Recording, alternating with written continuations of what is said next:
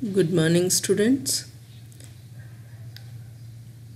We are going to start a new lesson in history, the making of national movement or nationalist freedom struggle from 1870 to 1947.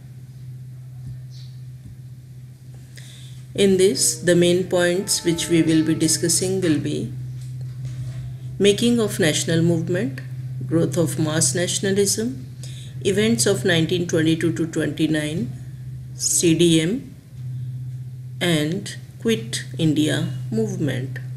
So let's start. The beginning of Indian nationalism started because of Indian colonial rule over India and beginning of mass nationalist movement by various leaders in India. Because of that, political consciousness among people spread out. The economic exploitation of various sections of Indian society made Indians very poor and suffer in a very bad manner. That only resulted in various mass movements and finally freedom of India from the British rule. So let's discuss all those things. Formation of political associations, various British policies, INC and partition of Bengal. Political associations. After the revolt of 1857, a nationalist feeling has already developed among Indians. So, many political associations were formed in India after 1850, especially in 1870s and 1880s. It led mostly by English educated professionals. Many of the prominent Indian political associations before 1885 were Pune Sarvajanik Sabha, Indian Association, Madras Mahajan Sabha, and Bombay Presidency Association. Although they all were formed in different parts of India, but they all started their movements for the common public of India. They believed that Indians should be sovereign, means they should take decisions on their own affairs. Now, various British policies which were not liked by Indians led to the rise of nationalism among Indians.